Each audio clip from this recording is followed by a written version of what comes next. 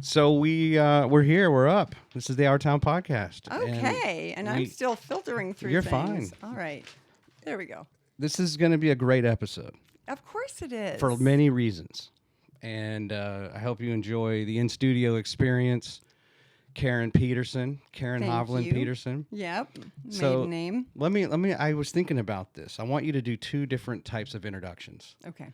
First, I want you to do the edited introduction. Okay. Where you leave out kind of like the story, your real story, and then I want you to give the introduction of the the raw introduction, if that makes sense. Hey, I'm Karen Petersen. I live in Huntsville, Alabama. I'm the director of development for Wellstone. Have an amazing family, husband, 2 daughters, 2.5 cats, and 2 dogs, and that pretty much sums it up. Okay. I don't know. Then what's the other version? The other version is, I'm Karen Petersen, live in Huntsville, Alabama, native Minnesotan from Minneapolis. Don't you know? Don't you know? Yeah, sure, you betcha. We got it all. So coming up this June, God willing, I will be celebrating 21 years in recovery. Awesome. From alcoholism. That's awesome. So I grew up with an alcoholic father and hated every minute of the alcoholic part, and yet somehow wound up developing that same disease and hated it even more when I was inflicted. Yeah. Well, thank you for sharing that. Because in this kind of episode, there's ultimately what's the story we're trying to tell, and I want to give a shout out. Well, let me do this first. First, I need to thank our new sponsor, TPG Incorporated. Lisa DeFalco. And so while we're talking, I haven't released that episode, but it comes out this week, episode 60.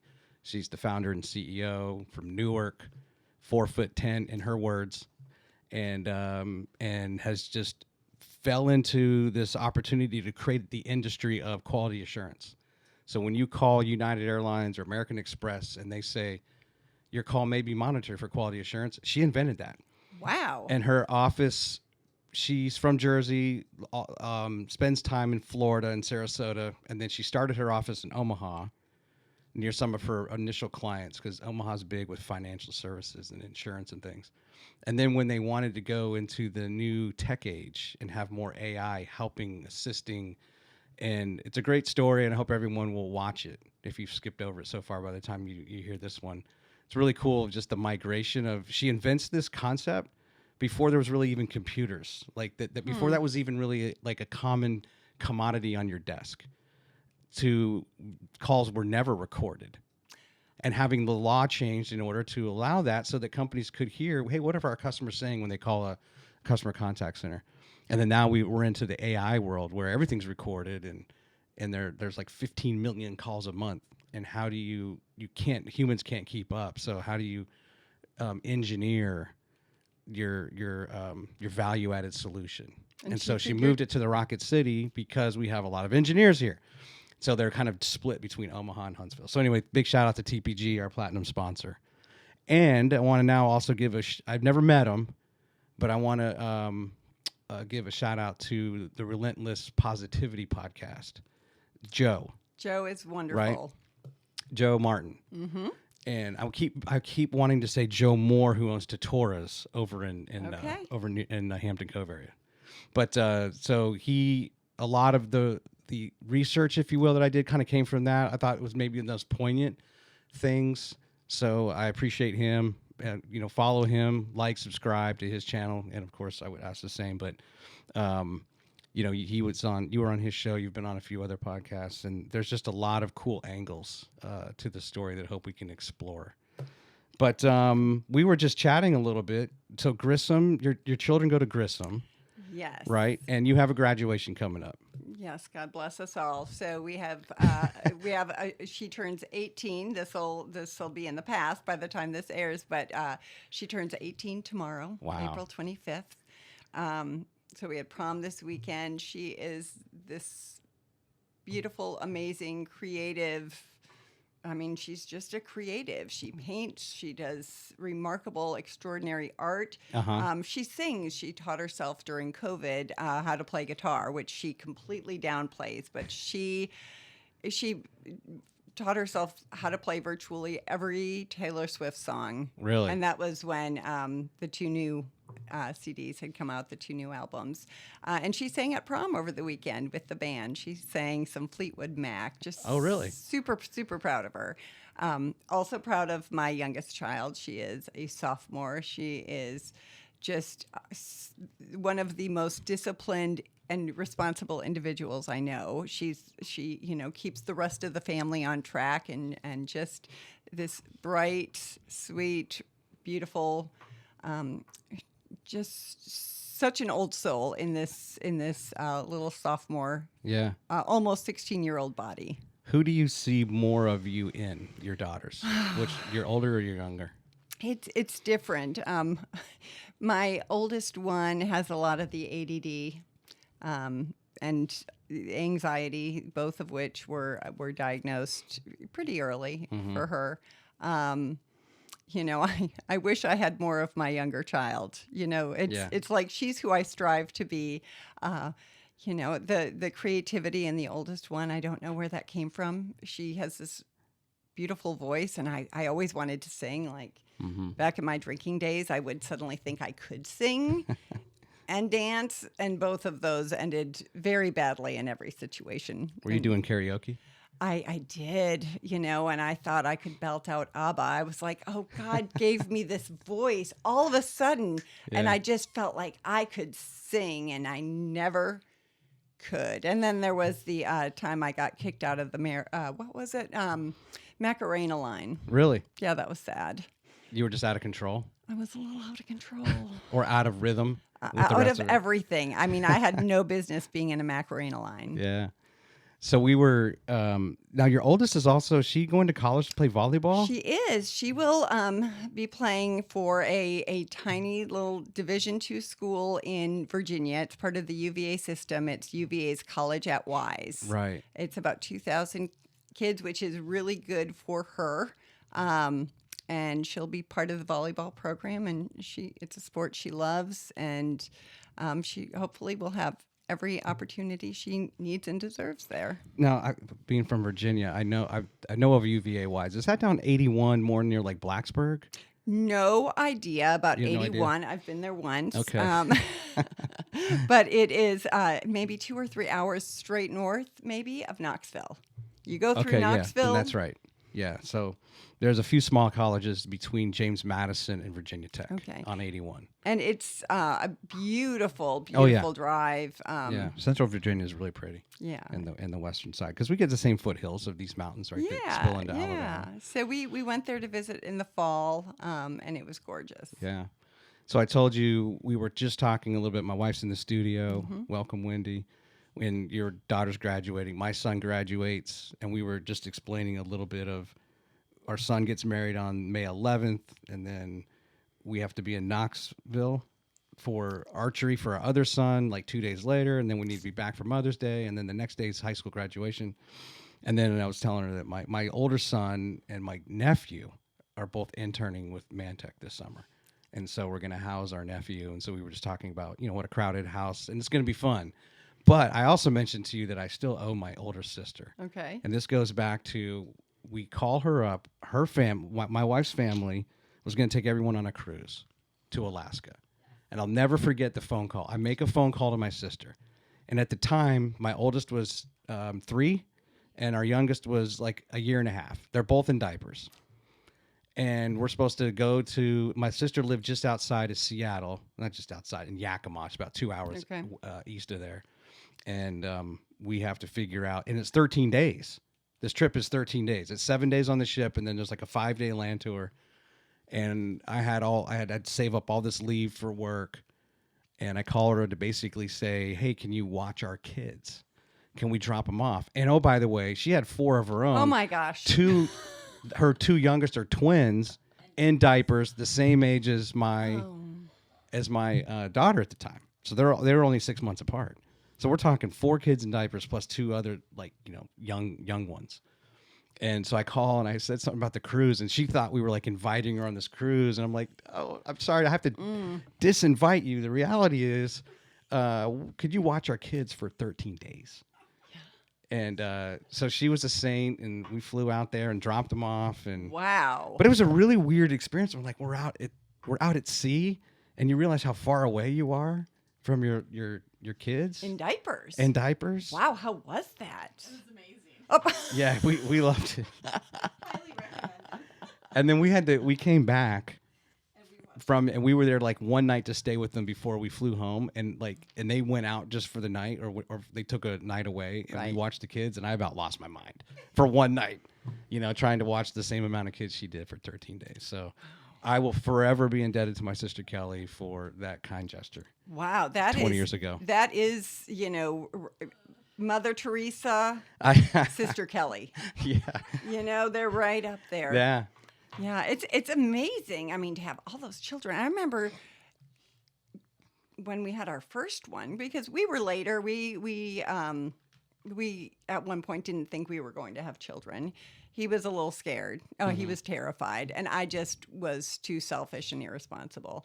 But then I hit 35, and I'm like, I want one of those. Let's get one of those. Let's just get one kid, and then we're driving home from the hospital. I'm like, I can't believe they just let us go with her. Yeah. Like, what are we going to, and then we got home and I'm like, what do we do? Let's go to Target, because that's what we did. And all the old people in the neighborhood were like, you are not taking that kid to Target. You stay home. You get back in that house. Really? Yeah. And that was in Minnesota? No, that was here. That was here. Yeah, okay. we had our kids here. Got it.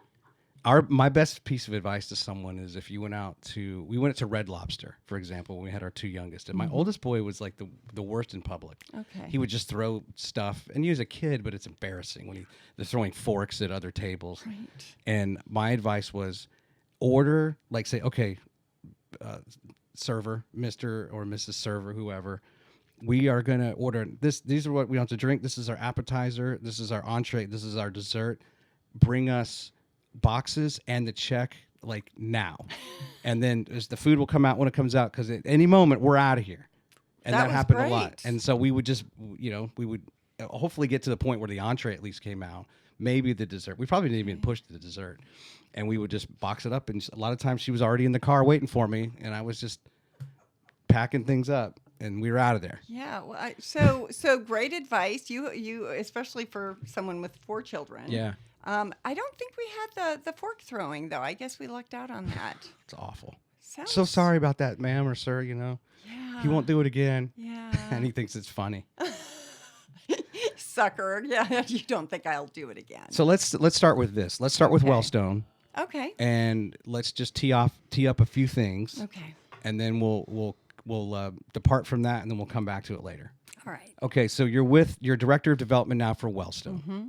And actually, let me bring up, here's the website, and this is really cool. Like I love learning about who is Wellstone. Mm-hmm. And it started out as the Huntsville Madison County Mental Health Board in 1969. I tell you what, more things happened in 1969. I wish I was actually alive. I was born in 75. Oh.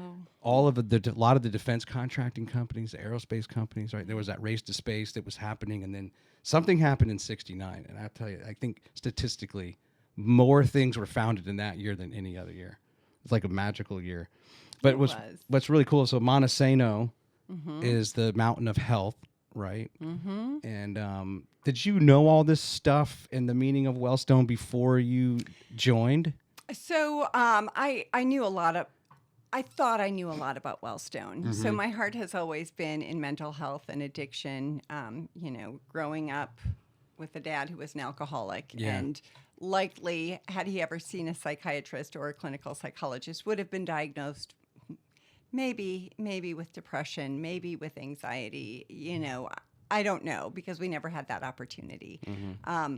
He never in a million years would have gone to a psychiatrist, ever. Even though your mother was? My mother was a nurse, a registered nurse in the psychiatric unit at a hospital in Minneapolis. Right. Okay. No way. I mean, it was hard enough to get him to a regular doctor, let alone a doctor who specialized in the mind. Right. That would have meant he was crazy, that that there was something wrong with him to even go visit a psychiatrist. So we have come a long way.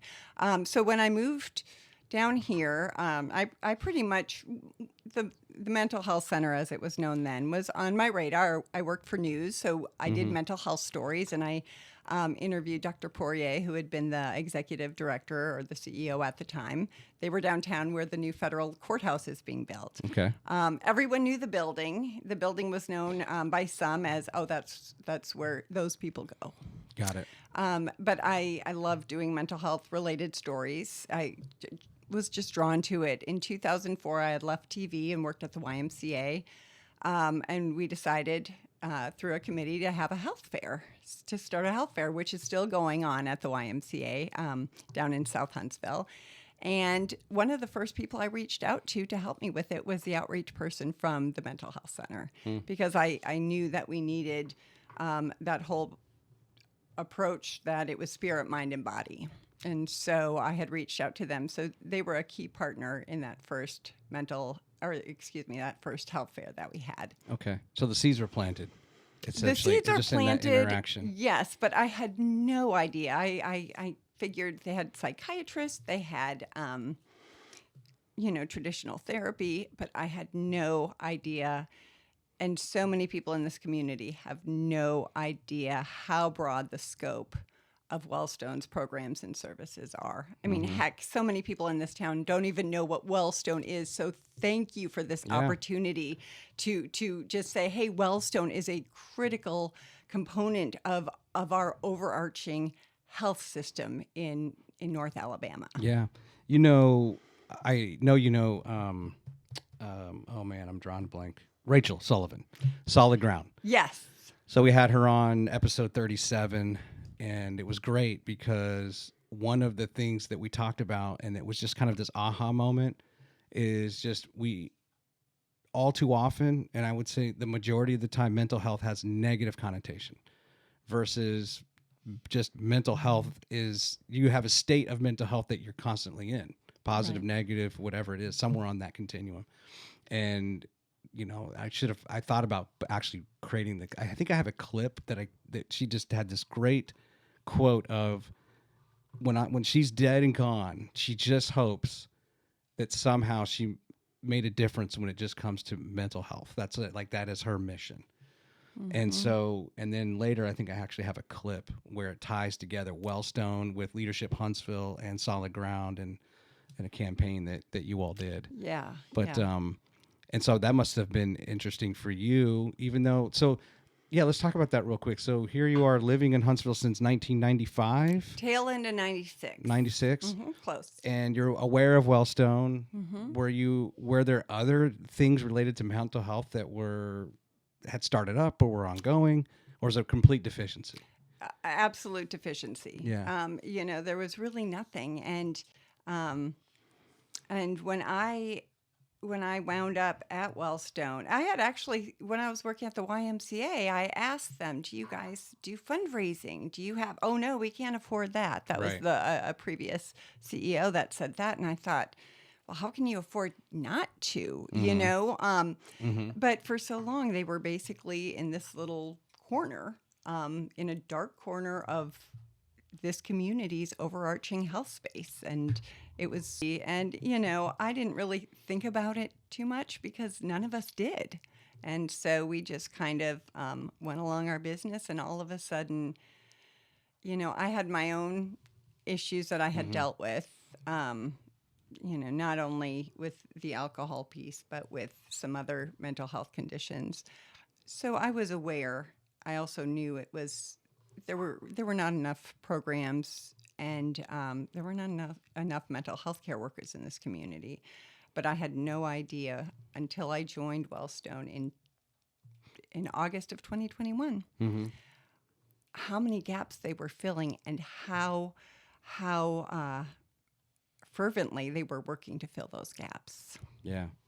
And so then you get hired on. What was the reason they were so excited to hire Karen Petersen? Oh, I don't know if they were so excited to hire Karen Petersen. I may have been more excited to Somehow join Wellstone. they chose you amongst all the other applicants. So I don't know that there were. So it was kind of so for me, I would call every bit of this a God thing. Mm-hmm. I had actually left my previous employer, amazing employer, Hudson Alpha, in August of 2020 during COVID, because I had some friends that I knew who were wonderful, wonderful people, and they were going to start an inpatient luxury treatment center for drug and alcohol treatment. And so I was going to be the business development person, and I was going to be working for a for-profit, and I was going to be giving money away and, creating this, working with this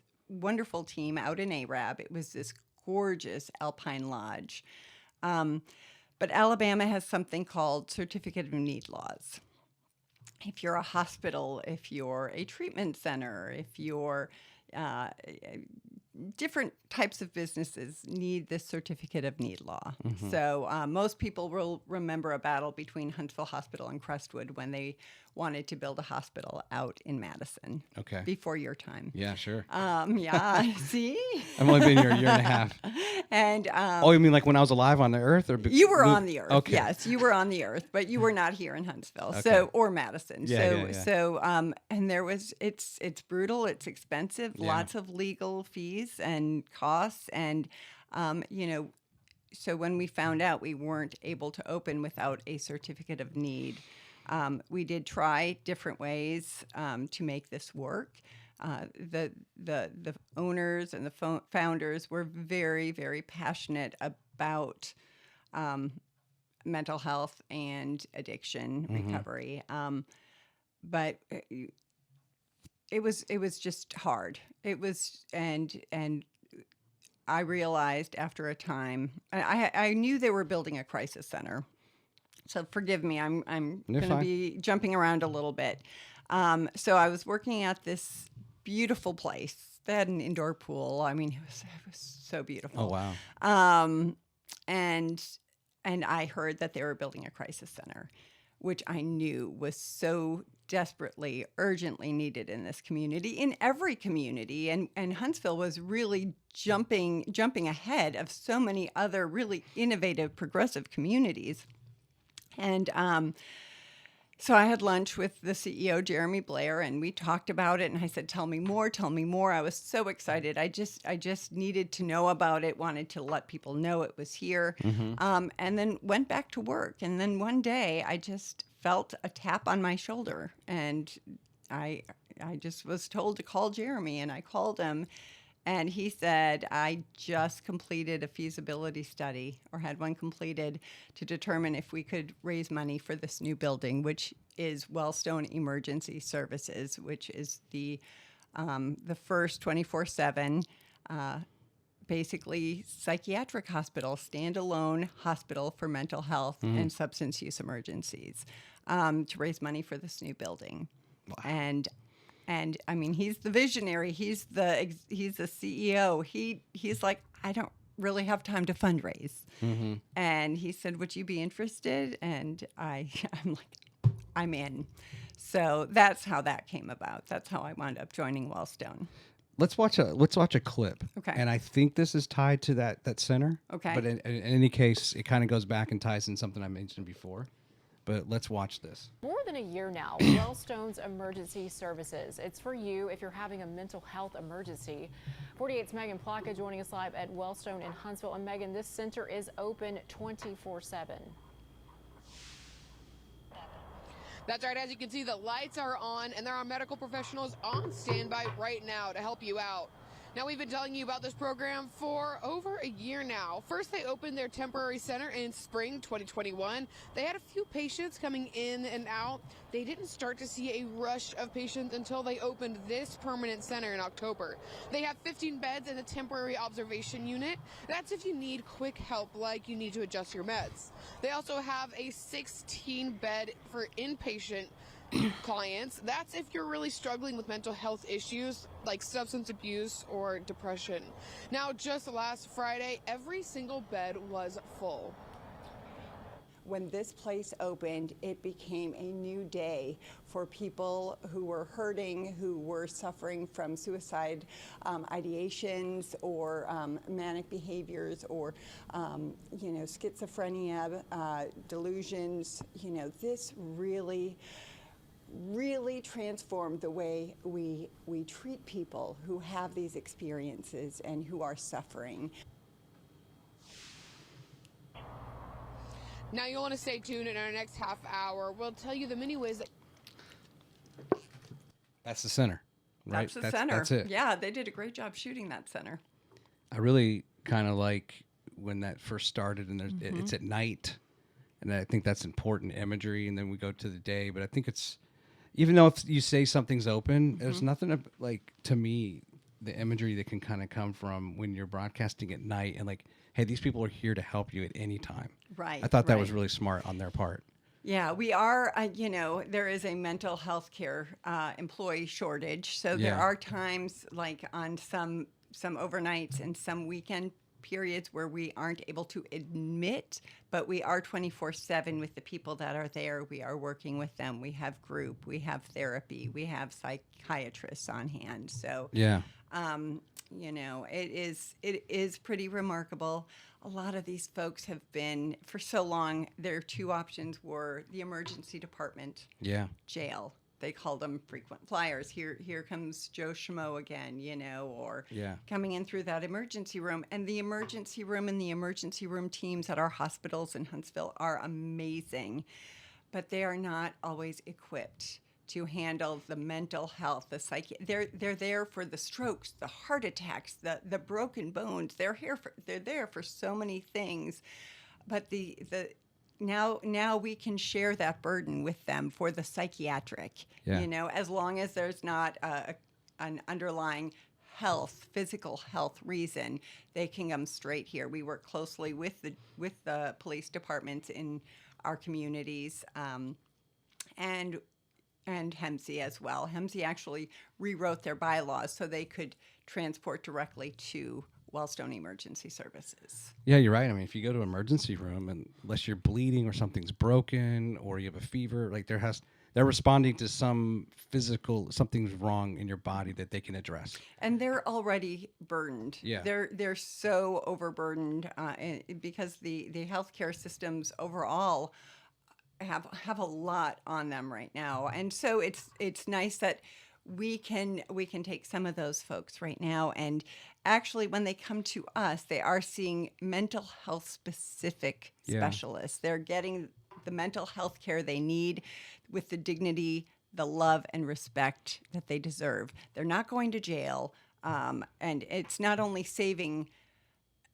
Another cool thing is the readmission rates. The readmission rates are maybe 1 or 2% over a 30-day period. The national average for these kinds of facilities and this kind of care is, it's a broad range, but anywhere from 20 to 40%. Really? So that shows that when people are coming in, they're getting the care they need. They're getting that stabilization. They're getting those diagnoses. They're getting that treatment regimen, that recovery plan. And then they're getting what we call a warm handoff. It's not, here's an 800 number, make an appointment. Yeah. We're setting them up. Often it's through therapists or psychiatrists within the Wellstone umbrella, but sometimes it's not. Maybe they have a psychiatrist they see. Maybe they have a therapist they see. And so we connect them wherever we can. If they're homeless, about 30% of our folks are homeless. As you all know, mental illness does not discriminate. We have had homeless individuals. We have had rocket scientists. We have had software engineers, educators, the unemployed, the unhoused, the underemployed, the unhoused, and everyone. We're not going to treat one individual better because of how they come in, how they're transported, if they walked up, if they're dropped off by a Mercedes. Everyone gets the same quality care and the same amount of love. How often, so somewhat comparing this to alcoholism, just because you went through that journey, and we're going to get there, you in the video clip, you talked about schizophrenia and people who are delusional. And we also had, there's ADHD and there's anxiety and depression, but there has to be some percentage of people who feel like, oh, I can't be treated. Whatever I have is unique and different. Right. And they're not going to be able to help me. I don't have ADHD. I don't have anxiety. Whatever I have is unique to me, and I'm a lost soul. Wow, you sound like you've been around this space a little bit, or done some good research. Or I may have siblings. Okay. Or just, I guess that's what life does to you, right? You have experiences through people. Mm-hmm. Well, I'll just tell you what happened this week. My younger brother, he is homeless and commits crime to essentially have a place to stay, go to jail. He knows that he's smart enough to know that he can do certain things that will qualify him for state programs, or he'll just commit crime, and then the judge is going to order him to something. So he does. That's just kind of the way he lives, and he chooses to do that. And this week I'm talking to him, and he's in some program, and he called me, and he's convinced that the U.S. Army wants to hire him for what he considers Morse code, not Morse code, Morse code. Okay. He's 43 years old. Right. The Army doesn't want him, but he's been on so much meth and he's so like mentally gone. And I asked, like, so are they calling you?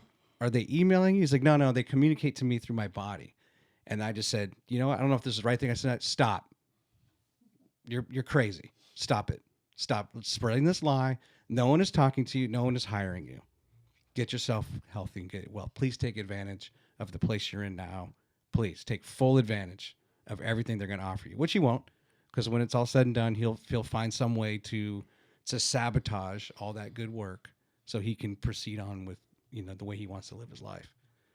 But anyway, so he's kind of a different example, but I don't know. I don't know what to do for him, and or the person has to want it, right? So, that's what I'm getting at. So just to keep in mind, I'm not a clinician, I'm not a therapist, but I have been around, and I have not had a family member who has had those types of delusions, but to them they are very real. And that is an instance where somebody could come to Wellstone Emergency Services. Mm-hmm. There are, talk about being carrying a heavy load and being tremendously burdened. Our law enforcement, we work super closely with our law enforcement and have great partnerships, especially with Huntsville Police Department. We have 4 master's level therapists that actually are teamed with crisis-trained police officers. So when there is a call and the arrival, the first officer to arrive determines that it's a mental health related call, somebody who thinks someone's talking to them and telling them to do things, they would dispatch this team. A lot of the calls they go on are, suicide related or suicide threatened, ideation related. And they have prevented so many tragedies, but, those don't make the headlines. It's, so one, I'm sorry about your brother. It's hard. It's hard. And in most cases, yes, you have to want it. The problem is, and I'm saying this from someone who's been around it and known people and have heard this and seen the statistics, but often people who have mental illness, certain kinds of mental illness, will be medicated. They get better. Then they think, oh, I feel great. Don't need this medication anymore. That's when they go off their medication. That's when they spiral again. And that's when, in Huntsville, they can come to Wellstone Emergency Services. And, sometimes it's people are out of their meds and don't have their refills. And here it's preventing a crisis. They can come in and say, this is where I'm at. We've just seen so many miracles in this Wellstone Emergency Services since we opened, even before we opened the new facility, when we were operating in a little building off Triana Boulevard. We have had people that have said, Wes saved my life. There was a woman recently who reached out to somebody and said, I was the woman who came in with razor blades hidden in my bra. Really? And she said, you guys, I had every intention of taking my life, but I got in there and you guys, loved me and helped me and treated me. And the outcome was completely different than the outcome she had planned. Wow. And she's doing great.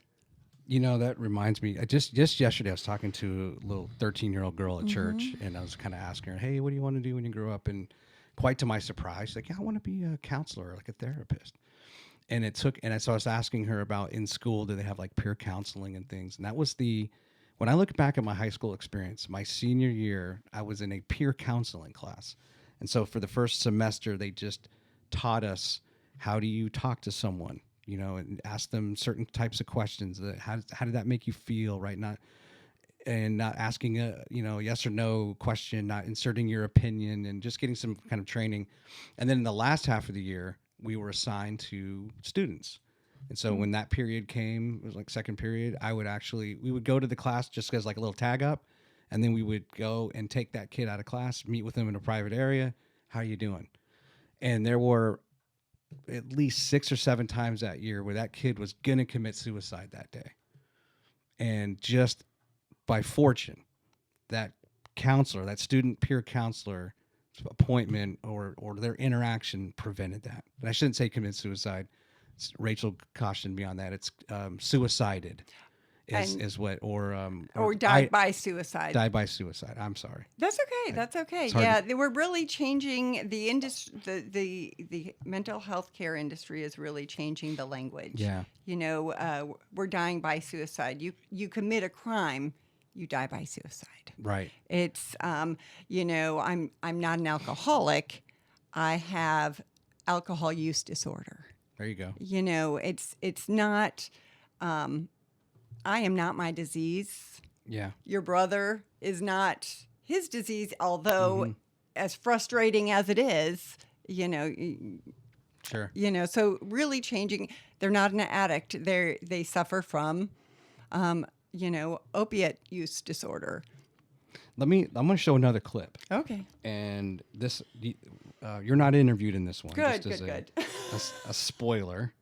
But I do think it's a kind of a cool program, and if you have any insight into what this story was about, okay. And this actually does tie together what I was saying before. Leadership Huntsville, Megan Nivens Tannant from Flourish, Rachel Sullivan are kind of featured in this clip. Okay. Today, a new mental health resource launched for Alabama teachers, all in hopes to provide tailored content that benefits their mental health and overall wellness. A small group from Leadership Huntsville teamed up with Wellstone Behavioral Health and Solid Ground Counseling to the website Recharge. Recharge includes videos, informative articles, and locally curated content designed to help educators. A member of Leadership Huntsville, Megan Nivens Tannant, says after hearing local school leaders talk about the mental health struggles of staff, her small group wanted to help, and so they stepped in. We're doing things for our kids, and we've got counselors inside the schools, and we're helping them, but we're overlooking the core fundamental resource that are there to support our students. And without them, we have nothing. They're overworked, they're under-resourced, they're underappreciated, and frankly, they just don't get the credit that they deserve. And I wish that we could be able to do so much more, but we wanted to do something. Although the resources of Recharge are tailored for teachers, anybody really can access the material. You can find it on WAFF.com right now.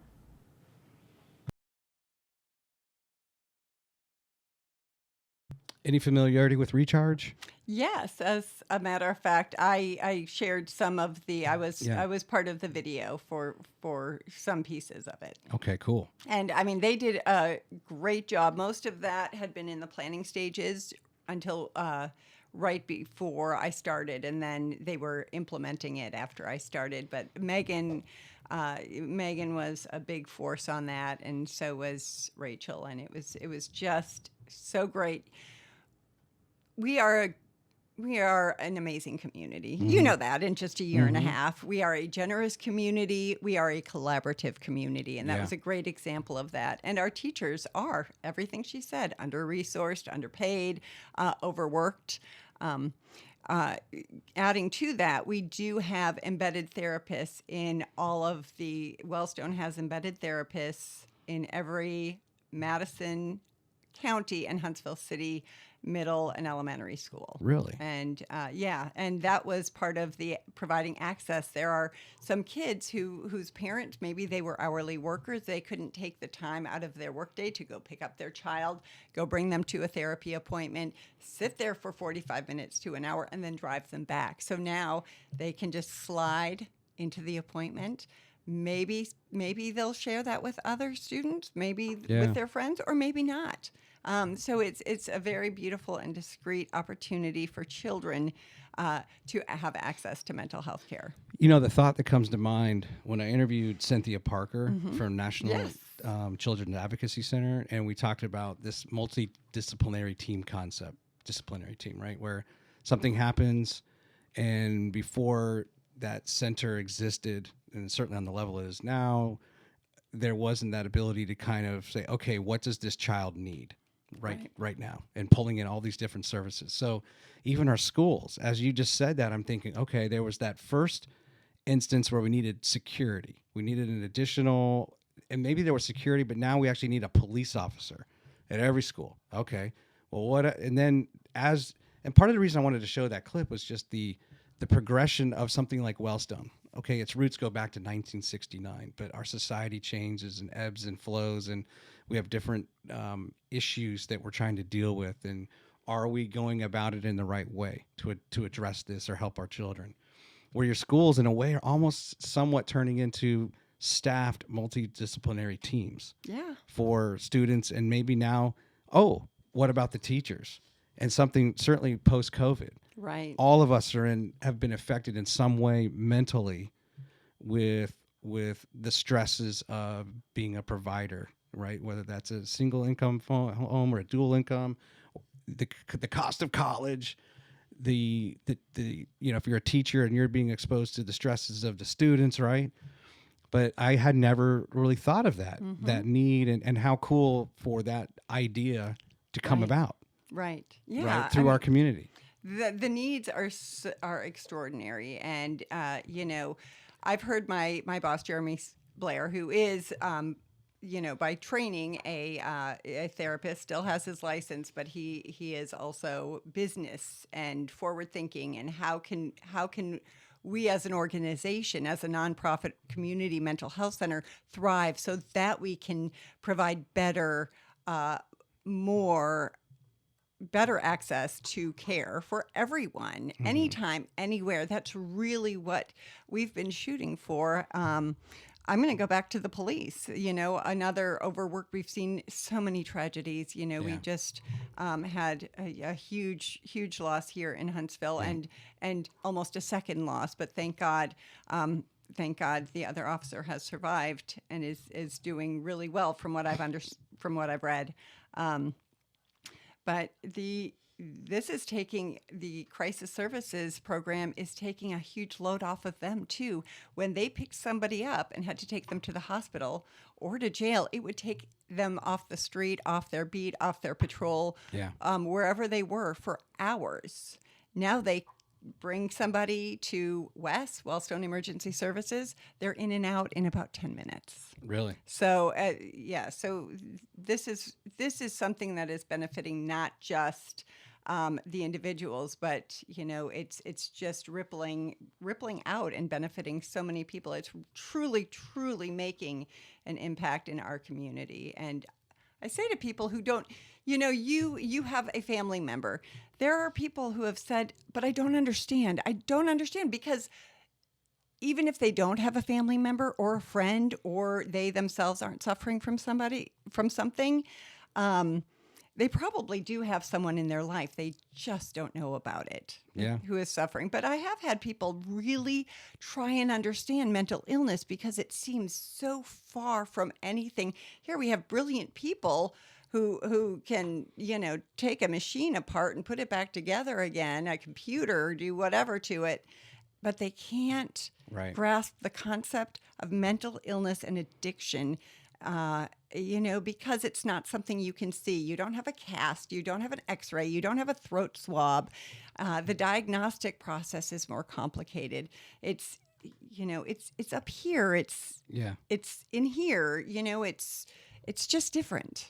Well, we're also, so depending on what you do professionally or as a student, very rarely are you ever really going to show your true colors, right? Unless you're at home. And even if you're at home, sometimes you're always trying to constrain yourself for whatever, right? Oh, I don't want to act like that in front of my kids, or I don't want to act like that in front of my neighbors, right?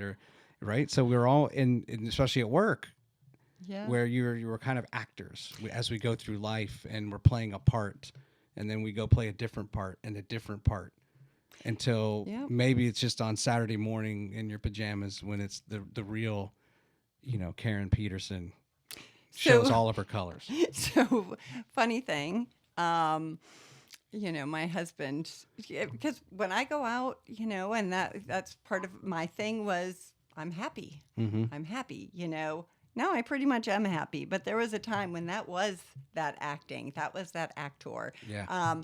But there was a time I came home one day and my husband's like, yeah, you're little Miss Sunshine to everyone else, and then you come home. And it was like, oh. Sobering. Yeah. And so you're very right on that. And it's and I'm as guilty as anyone. And people have shared things with me, and I'm like, I had no idea. Why would I? Because I have dealt or worked with this person either as a colleague or just somebody I've known through the community. You stick around this town long enough, you'll know just about everybody. Well, it's so fun when I saw that picture of you and Amy Limley Bailey the other day. Yeah. Or there was Rob Hamilton and John Joseph from Decatur, Morgan County were standing next together, and when they have two guests, they've both been on the program. Right. And sometimes, or I just saw a picture it was Megan, it was Megan, Lauren Goins, and Britt Silcox. They were doing a marketing panel. And I kind of replied, I've interviewed them all left to right episode, it's just fun. You're good at marketing yourself too. I guess. But I want to make a comment, and then we'll move on to something else. And it didn't occur to me. So as when I showed that clip, and you just commented on, okay, Leadership Huntsville is involved, and Solid Ground Counseling was involved, and Wellstone's involved, and of course, Channel 48's covering it. In the United States, we are so entrepreneurial, and I see it in government, and I just in nonprofit or for profit. And it didn't occur to me until I got to travel to London a few times when I worked at the National Counterterrorism Center. And we went over there to fix a problem with something. And the guy, one of the Brits, made a comment to me. He's like, we are just not structured the way you all are in America, where if you have a problem, whoever you are, let's just say it's within the EPA, and let's just say the Air Force needs to be involved. You just make a contact. Right. You have that license to kind of work within management. Hey, I have this idea. Ooh, we should involve Leadership Huntsville with this. They could really help us. So Jeremy Blair and others are kind of thinking, it's like sky's the limit on the organizations or individuals or businesses they can contact. And he was like, it doesn't work that way. He's like, in fact, a lot of times it's like this ladder, and we're on the bottom rung on the ladder. And even if you have an idea, it can't be voiced. And that idea might come, but it has to come from the top, down. And we are just not equipped the way you all are, which I would say cascades a lot through, and I think that's why we lead the way when it comes to innovations and products and services for the most part. So I would say at our ribbon cutting at the new building, which is 4020 Memorial Parkway, just between Martin Road and Airport Road, it was so Governor Kay Ivey was there, and so was the Alabama Department of Mental Health Commissioner, Kim Boswell. Okay. And she said, Jeremy Blair brought this idea of the crisis care concept to me. And so that's a great example of Jeremy recognizing, hey, we don't have this. And I'm looking around my community and seeing Huntsville Police, Madison County Sheriffs, all these neighboring communities, drowning with all of these mental illness related situations and individuals who need help, and they're not getting it because, there's just no time. And so he approached them. And I will say when you asked how I came about, so that building cost $10 million. Right. And we got combined $5 million from the state of Alabama, the city of Madison, the city of Huntsville, and Madison County. So I was charged to raise the additional $5 million. Right. We were starting from scratch. I came from other nonprofits where we had databases that were filled with established and prospective and new donors. And I got a folder of copies of old checks. Mm-hmm. And that was my database. There you go. So we were really starting from scratch in a lot of ways. We have an amazing board with some really generous board members on there who are passionate about mental illness and addiction. And so what we have done, we're almost at, I hope by the time the Beacon of Hope comes around, we can say we have raised our full first million, but we're at about 880,000 right now. Raised. So you need 4.2 and change. Yes. Left. Yes. 4.2. So we've got that, and then we have our upcoming Beacon of Hope, which will be really. It is a fundraiser, but more than anything, we are still trying to build awareness in our community and let people know, hey, we have needs in this community, and Wellstone is filling these needs and working with places like First Stop and Huntsville Hospital and Crestwood, all the different nonprofits where there is synergy. And we've got a great relationship. You mentioned NCAC. We've got a great relationship with them as well. So let's talk Beacon of Hope. Here it is. And I now have picture in picture so we can see your smiling face down in the bottom right. So this is coming up. So we were just talking about endeavors and ideas, and how long has this been in play, and whose idea was it? So the Beacon of Hope has been a lunch for years. Okay. And for years it has been a lunch where they invited the this dignitaries from the city, the state, the county, Madison, Huntsville, and it was more of an update. Okay. You all support us. Here is what we have done over the past year. The State of Wellstone address. Yes, very good. So that's pretty much what the Beacon of Hope has been. And they've had speakers, and it's been a nice lunch program. Last year, Jeremy said, you know what? Let's do a dinner. And it was the timing was right because we were getting the word out that we had this new crisis care center. People were finally talking about mental illness. They were finally talking about addiction more openly and less judgmentally. We've made a lot of progress with stigma. We've still got a long way to go. So we did a night when we had a psychiatrist, Dr. Stephen Taylor, come and talk. I am not a detail person. I am not an event planner.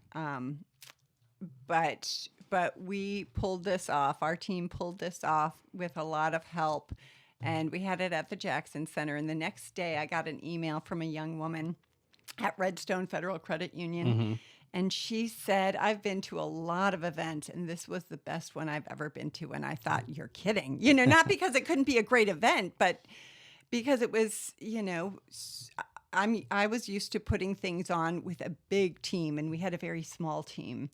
And she said,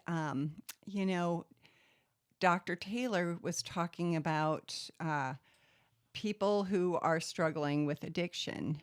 And then he talked about the word love and the definition of love. And he said he searched the world over. He searched every encyclopedia, every book, every dictionary, and the best definition of love he found came in the Bible, where love is kind, and that verse. And she said my sister had just relapsed, and I just started crying.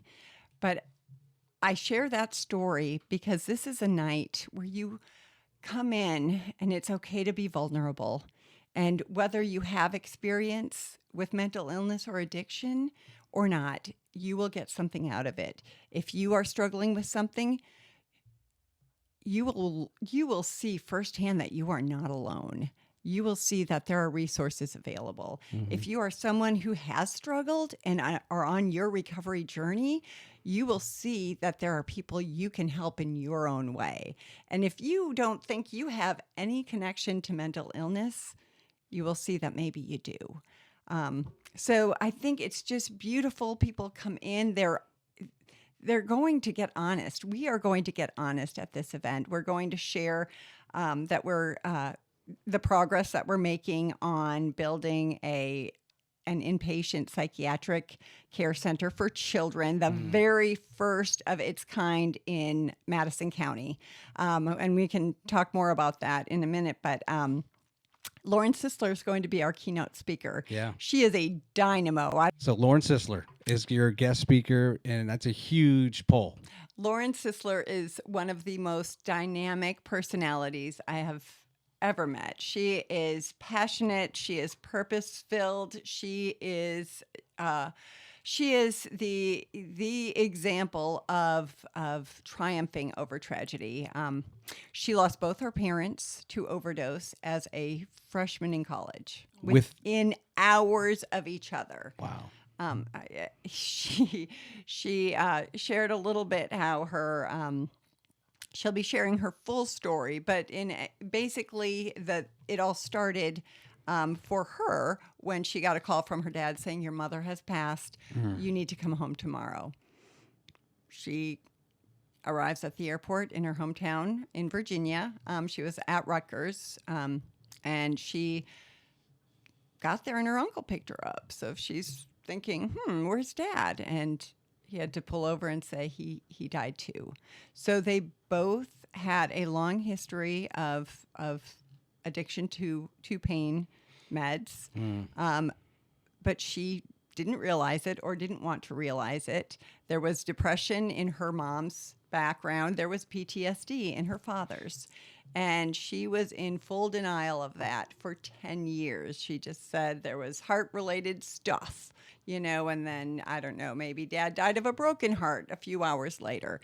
It took her 10 years to look at the toxicity reports. Really? You think of not wanting to admit someone has a drug problem, and then somebody dies of an overdose. And by the way, in Madison County, we're at about 72 hours, one fatal overdose every 72 hours on average.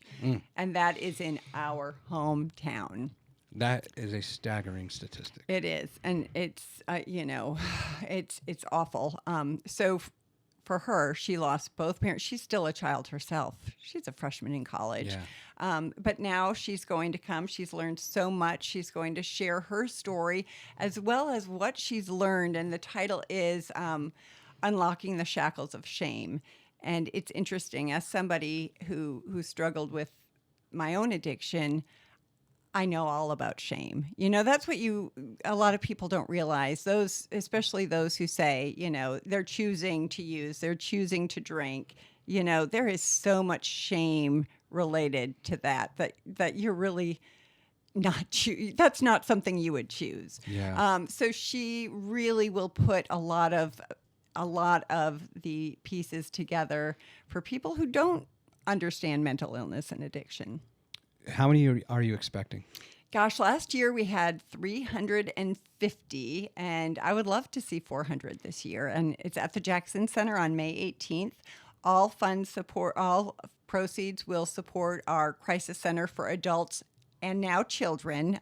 We expect to break ground possibly in June. We are so excited about this. So people will also get an update on the new children's wing and what that means. And gosh, you will hear some heart-wrenching video from, she happens to be a friend of mine who has had to take her child out of county and out of state twice for mental health emergencies. And, you know, she is amazing. She has 4 children. So here she is having to send one child out of state or out of county. Right now, the closest inpatient place we have for someone is Decatur, which is great if you can get into Decatur, but those beds are often full.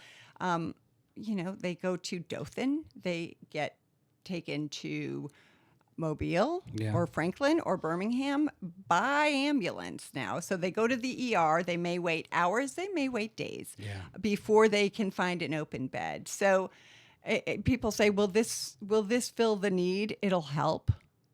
I don't know that we'll ever have enough beds in Madison County, at least as our situation is right now. We're all hurting. A lot of people are hurting. A lot of children are hurting. And we need to find a place for those children. This is going to be a great place for them to go in their situation. It will be whimsical. It won't feel institutionalized. And they're going to basically come in and get the care they needed, and in a warm, loving, and compassionate environment. You made me think of, as I was thinking about the imagery of you building a new facility, and First Stop is going through this right now. They're building a brand new headquarters, if you will, facility. Do you do a lot with First Stop and the homeless? So we do. We love First Stop.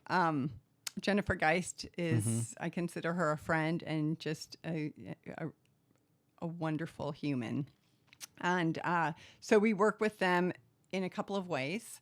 When we get homeless individuals at Wes, we get them taken care of from the mental health standpoint, and then we do what we call that warm handoff with First Stop. Okay. They are usually our partner with the homeless population that we see at Wellstone Emergency Services. We also have a therapist who works with their teams to go into the homeless camps for mental health purposes. Okay. Going back to Beacon of Hope. So when it first started as a lunch, give me an idea. 50 people present? Never over 100. Really? From what I've heard. They didn't do sponsorships. They did some sponsorships. Right now we are at Let's bring up the sponsor page. Yes. Here we go. So Merrill Lynch, Lane Wilson, he has facilitated the presenting sponsorship 2 years in a row now. Okay. John Hall and BMSS has been our platinum. We've got quite a few gold sponsors and are grateful for all of them, and silver sponsors. So the gold sponsors are $2,500. Silver sponsors are $1,000. They all come with a table of 8, the presenting and and there's another one at $7,500. Those come with 2 tables, but really have had more sponsors this year than we had last year. And so anytime you're going up, you're going in the right direction. Yeah. Way 31 has been fantastic as far as being a media and video sponsor. Speaking of Amy Bailey, City Lifestyle is a sponsor as well. So we're just grateful for every single sponsor, every single ticket buyer. We are planning a really wonderful night at the Jackson Center. Tickets are so reasonable. They're $60. I think if people even just have a glimmer of interest, it's called the Beacon of Hope. That is what we're calling on everyone to do. I said earlier, we've been in this, no one knows what Wellstone is. People are becoming more and more acquainted, and we are so grateful for that. But for so long, we were just kind of tucked away in the corner. Oh, that's where those people go. We all have mental health. As you mentioned earlier, we all have mental health. Sometimes our mental health is great. Sometimes it's awful, but we have to manage it and improve it and work on it just as we do our physical health. Yeah. It's maybe there will be a time where we go to a psychiatrist once a year for a mental health checkup or a clinical psychologist. health is health, no matter if it's the mind or the body. And so if we can all just get together, because there are people who are mentally ill and who are suffering from addiction who say they have lost hope. Yeah. And when you lose that last glimmer of hope, that's when our friends and family and loved ones die by suicide, or when they keep drinking or using and lose everything. But if we can be their hope when they don't have any hope, and just shine a big, bright light for them, then maybe we can help collectively pull people out of the darkness. Yeah, I was thinking, and I know like alcoholism is such. I have a buddy who was an alcoholic, and he was like, "Look, I can't have a sip.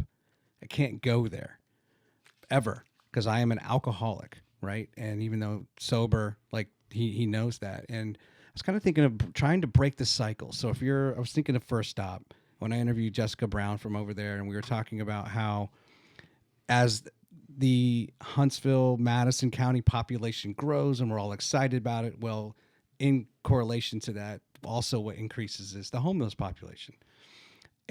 But then even if some people are homeless and not sheltered, and they're working, but they can't earn enough money to live in this area. And so, or employers won't hire them because they, convicted felons or whatever.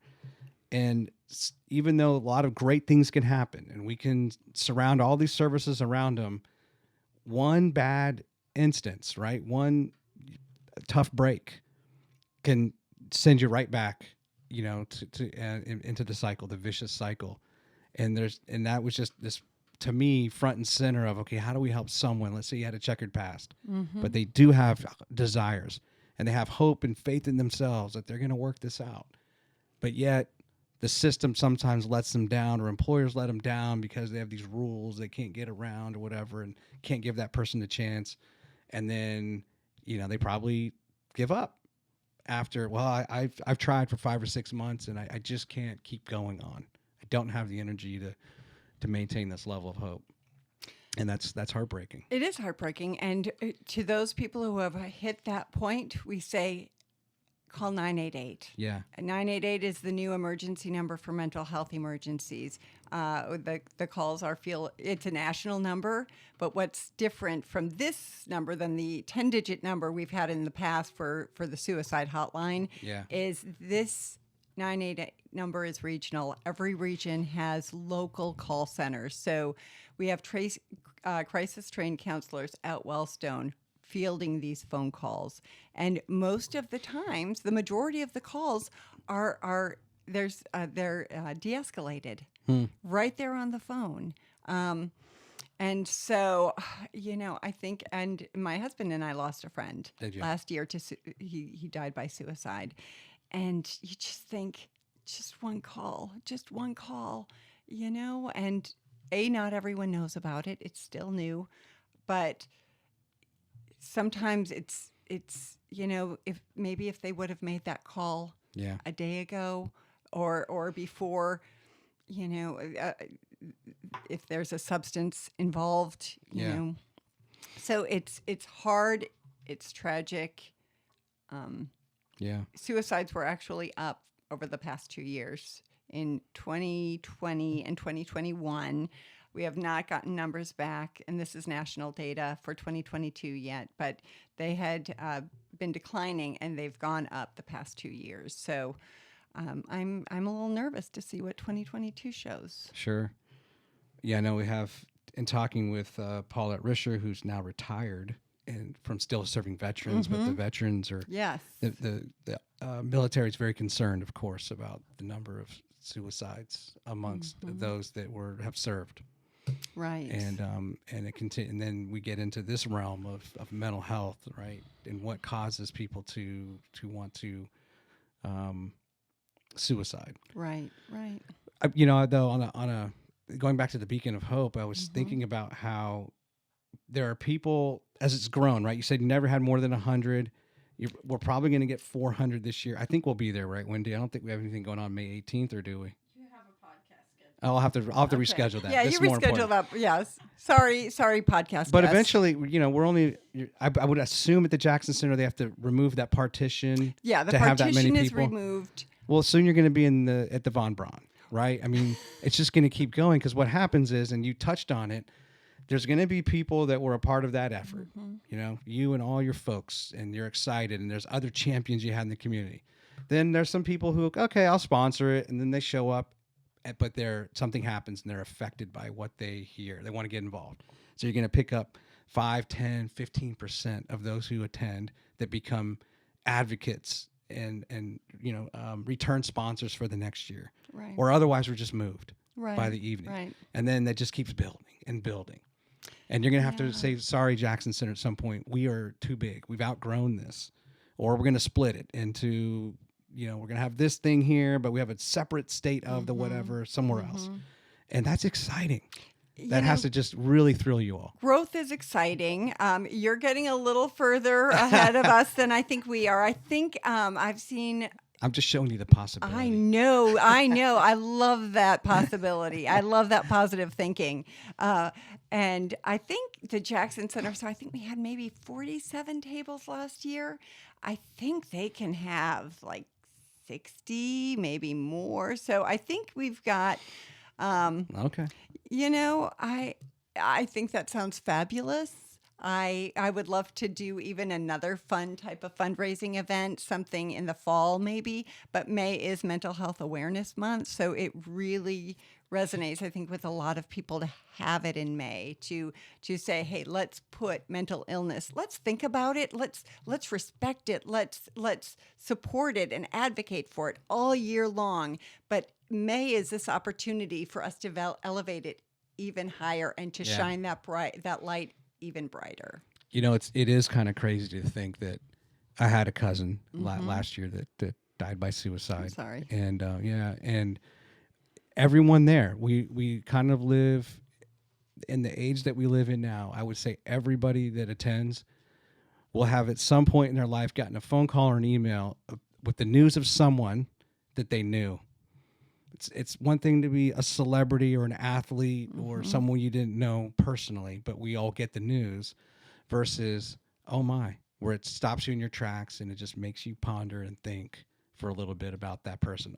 I guarantee you, everybody. And same for overdose. And overdose. Even almost right. more so for overdose. I think I mentioned one every 3 days for overdose in Madison County.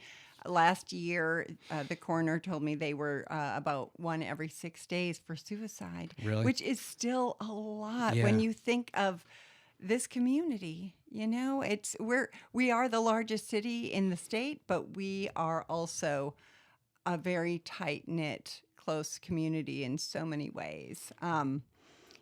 So yes, I hope people come to the Beacon of Hope. I'm glad you guys are coming.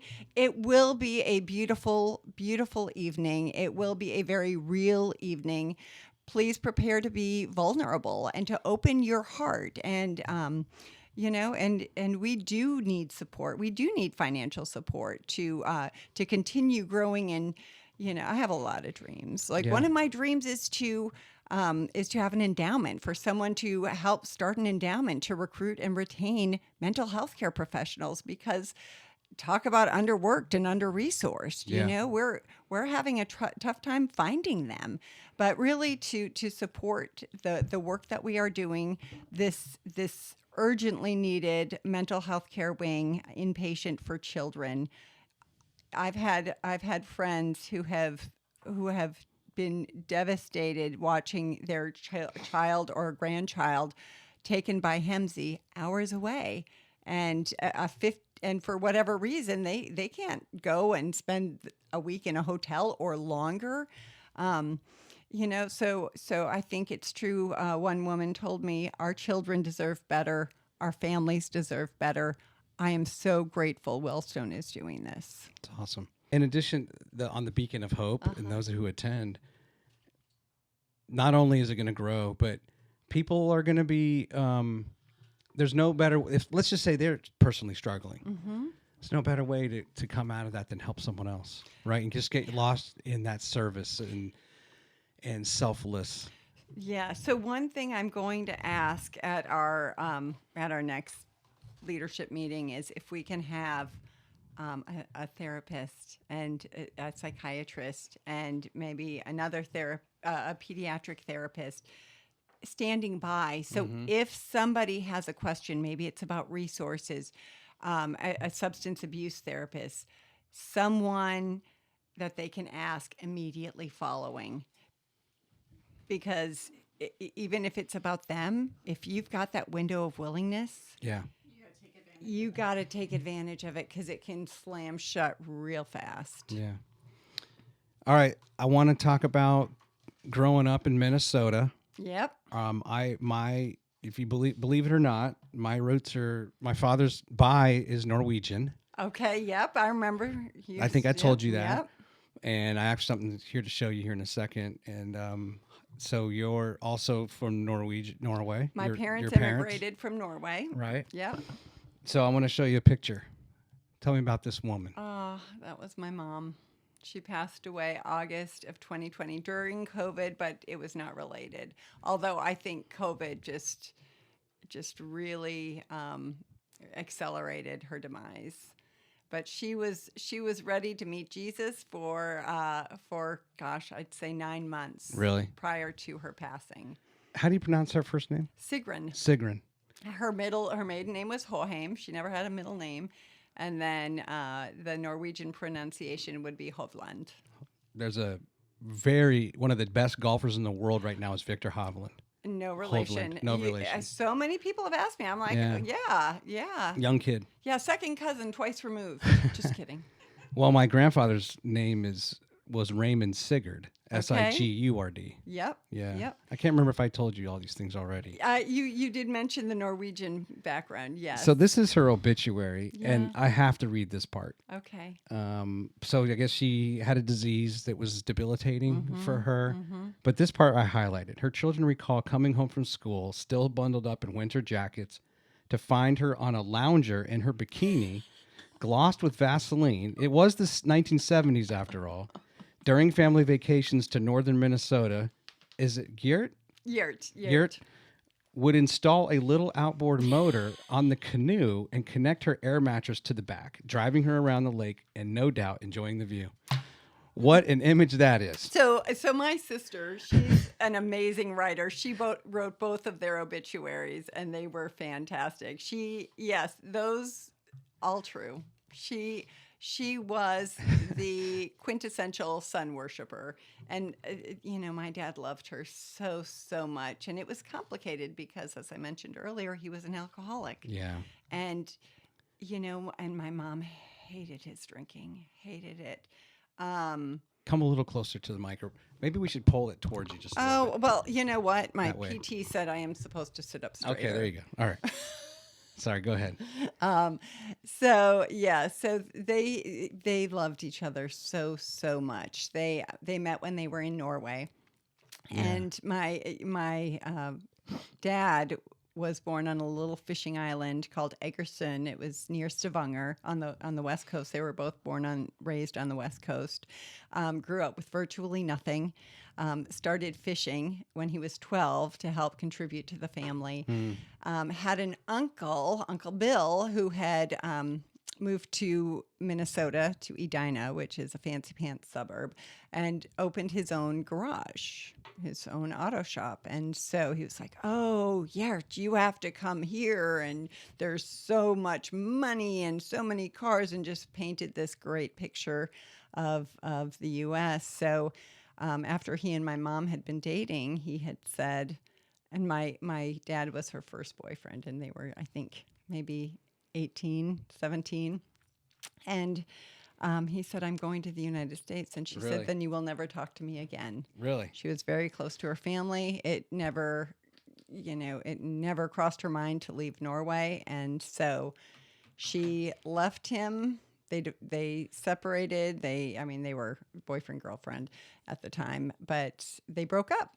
And she was crushed, but never reached out until he had actually gone to the States, worked for his uncle. That didn't work out too well. So he worked for another garage as a mechanic. He was probably one of the most hardworking individuals you would ever meet. He was a workaholic as well as an alcoholic, as well as just a wonderful, wonderful, generous, charming, funny man.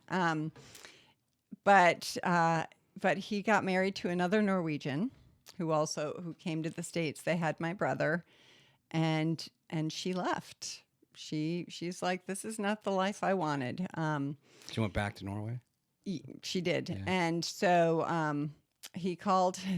I asked my aunt about it. I said, tell me about that. And she said, we got a letter. Our mother got a letter on the day John F. Kennedy was shot and killed. And it was a very memorable day. And it was a letter from your dad that said, Margaret has left. I need your help. So they wound up selling part of their land for a ticket for my grandmother to come and help my dad raise a child for a little bit. Oh, wow. And then he wrote a letter to my mom that said, Margaret and I are no longer married. I have missed you this whole time. And her mother had since passed. She had been pining after him all this time. And so she jumped on, I think, a boat.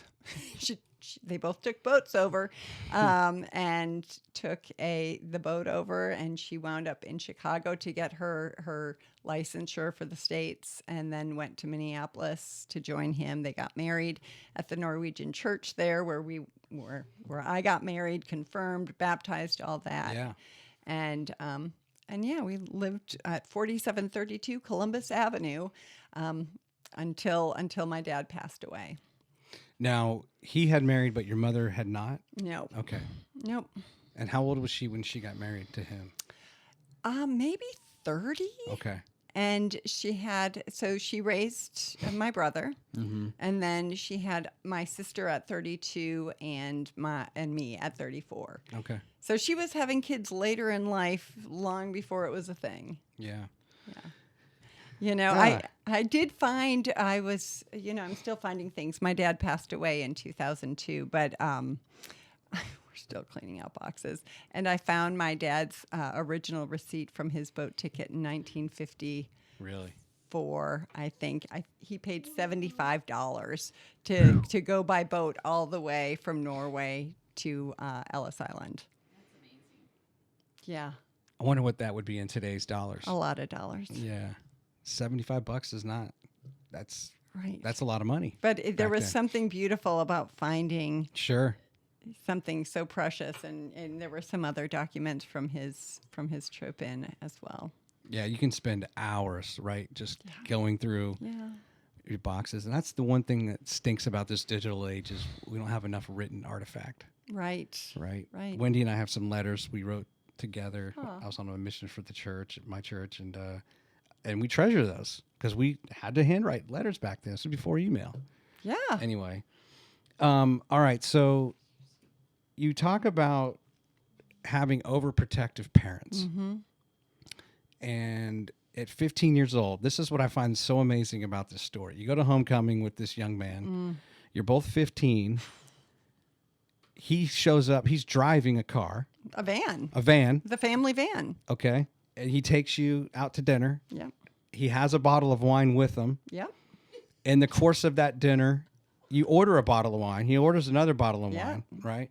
And that was your first exposure to alcohol. But before we get to there, overprotective parents. What are your parents thinking when this guy shows up in the van to pick you up? Is he a family friend? Do they vouch for him because he's the pastor's kid? What's going on? No one ever brought that up before. That is very interesting.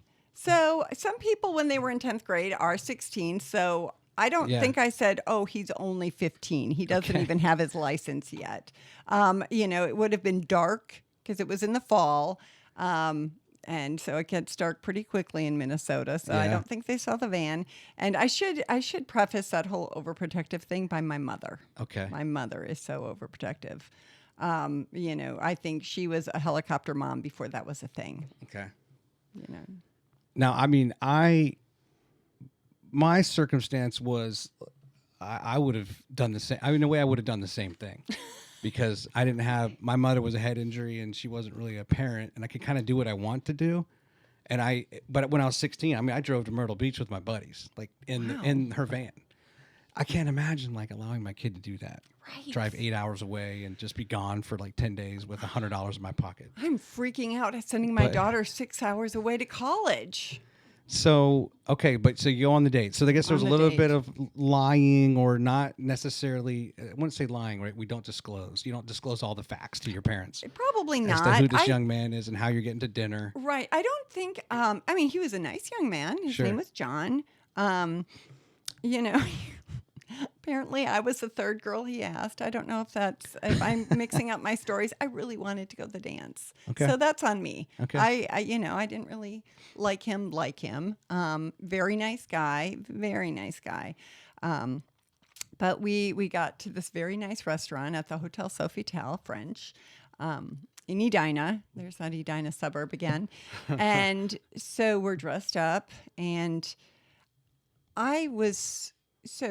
something going back to the drinking and the mental health and mental illness. I was very uncomfortable in intimate situations, even, before you get to that term where you use intimate. I didn't have those close conversations, those one-on-ones. I just always felt like there was a barrier between me and everyone else. You didn't really seek out personal space as someone else.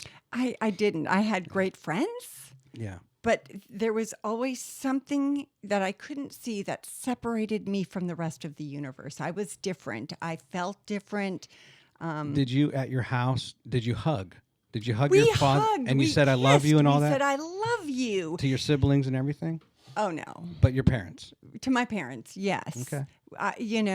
And that was every night, But there was something outside of the house where I was just uncomfortable one-on-one with other people. I felt like with everything, there was this owner's manual, even as a kid, where I thought everyone else knows how to do this life thing. Yeah. And I'm floundering. So we go to the restaurant before the dance, and he's very nice, but I'm very uncomfortable. And I was drinking, and I thought, I can feel myself relax. I can feel myself exhale. So all these wires, all these things were spinning around in my head, and the wine was quieting them. And I remember him saying, "Oh, you like this place? Maybe we can come here for prom." I'm like, what are you talking about? That's like 6 months away. Yeah. So I remember taking a swig from that, being like, oh my gosh, this is hard. And then we ordered another bottle of wine, which the server brought to us. That still blows my mind. But that might be the hardest to believe of this whole story. It's like, how does that happen? how does that happen? We're clearly, kids. But, I guess that was before the Die Hard ID. Everyone got carded. But Well, maybe this young man's father was someone you never really knew. Like, I don't he was think some so. big time. I don't think No? so. Okay. But good try. Or attached to the mob. Maybe that.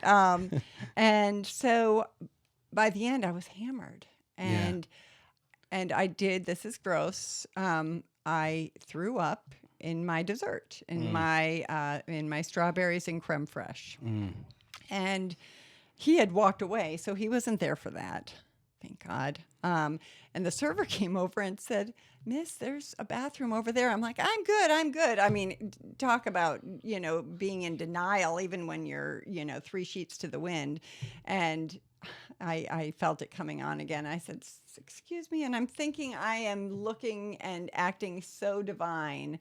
And here I am puking in my strawberries. So I said, "Where did you say that bathroom was?" And somehow I made it to the bathroom. Somehow we made it to the dance. People were shocked because I was so clearly inebriated. And so they got me to the restroom and helped clean me up a little bit.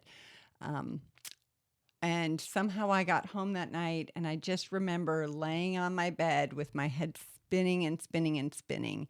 My dad was in Norway at the time. My mom was home. I never asked her if she knew.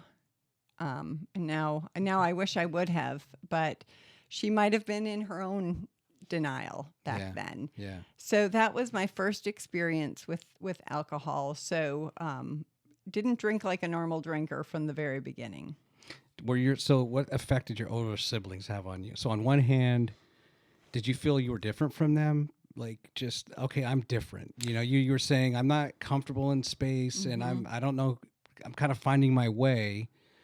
So my siblings and I are very close. My older brother, Larry, 9 years older. My sister, Heidi, 2 years older. And I admired them so much. Yeah. But I think I did. My sister, I think girls are different, and we were closer in age. So I was comparing myself to her. She's prettier. She's thinner. I remember a picture where I was short and stocky. And for some reason, I just remember being that way. So I grew up thinking, having really distorted body images, you know, because I was always comparing myself to her. She was so natural. She was just so easy. You know, she flirted easily, you know, all the things she did. I think where I kind of, I stayed home a lot. I didn't go out. My mom worked nights at the hospital, and my dad would drink at night. That was when he drank. And so I was the one who chose to stay home most of the time, and probably did myself a great disservice.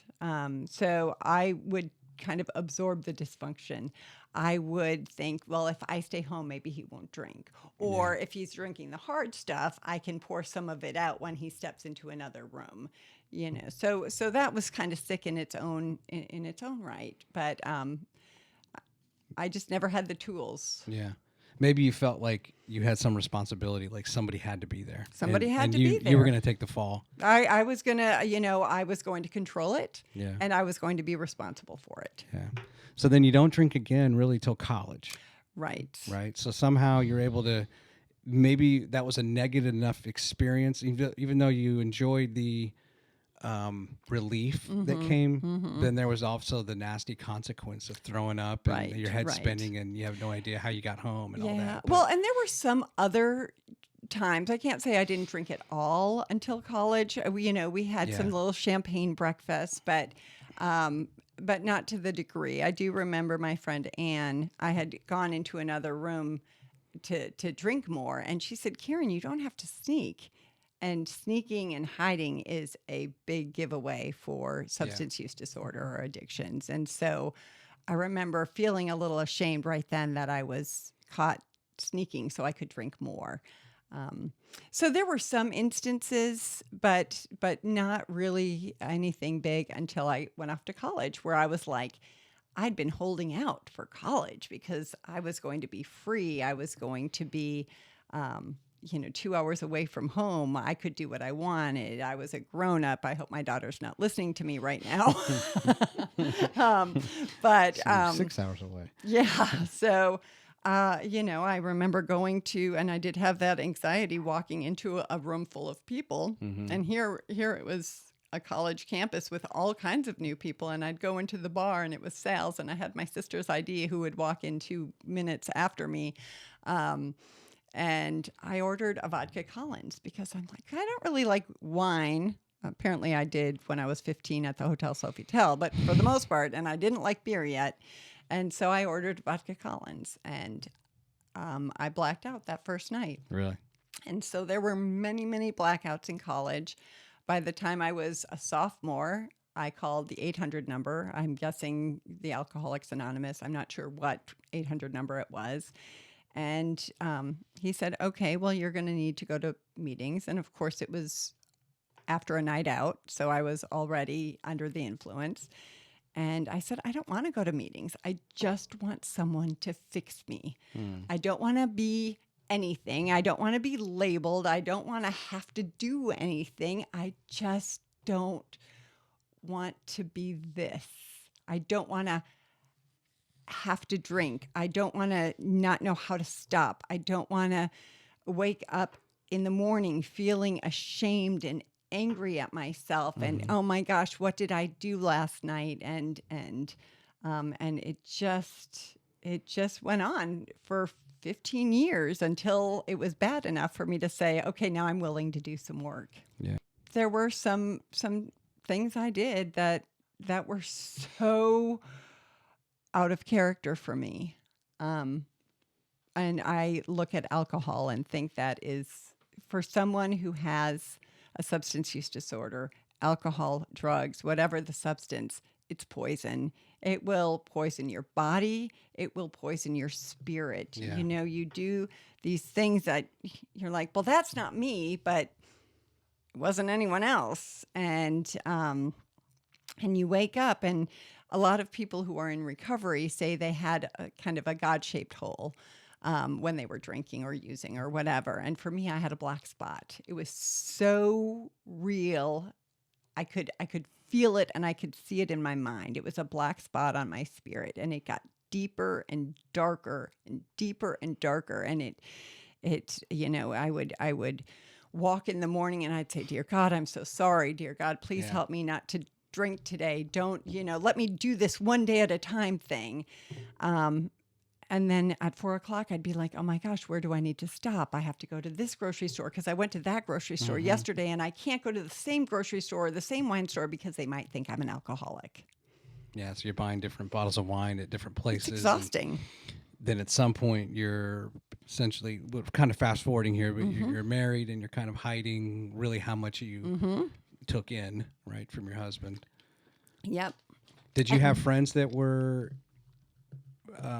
trying to be like a good support system and like, hey, Karen, that's a little bit much? Or were they just kind of like, well, you'll figure it out? I mean, what was your friend circle like? My friends so I worked in TV news. We drank a lot. Okay. It was a high pressure job for someone with ADD. It was a great job. It was every, high adrenaline rush, something different every day. No, there was one time where I was kind of wishing someone would do an intervention. Because I didn't know how to do anything on my own. Yeah. But then, of course, I'd convinced myself that I was not an alcoholic, that I can do this. And I think the longest I went was almost 3 weeks, maybe in 1999. And then we went to Cats at Broadway Theater League. And that's a blog you wrote. Yeah, that was... Let's see. I actually have that. It's right here. Why I Failed Dry January. Yep. And you talk, I came close in 1998 after overindulging on New Year's Eve. While drinking mimosas on New Year's Day, I swore I wouldn't drink anything for 3 weeks, starting tomorrow. Within a short time, I felt better, recording my progress in my journals. 1 day without alcohol. I feel great and determined. I finished day 4 without a drink. Get me to Thursday, that'll be a week. Which is, right now, at this time, spectacular. Spectacular. Right? I was so proud. And on January 10, I feel like I'm accomplishing something. I just finished my 9th day without alcohol. Then Cats. I joked that the traveling Broadway production drove me to drink. During intermission, my husband David and I went to the lounge. Without a second thought, I ordered a glass of wine. I'd gone nearly 10 days without a drink. I'd proven that I could do it, that I didn't have a problem, right? On January 11, that glass of wine unraveled my resolve and reignited my chronic and progressive disease. My 10-day run was over, and I was back at it as if I had never stopped. Yep. Okay, so I guess it wasn't 3 weeks. I guess it was 10 days. You were on your way to 10. Is it helpful right now? Is it therapeutic to talk about it? Yeah. Obviously, I think you're on that. You're trying to talk as much as you can. I'm sure a lot of people are requesting that of you.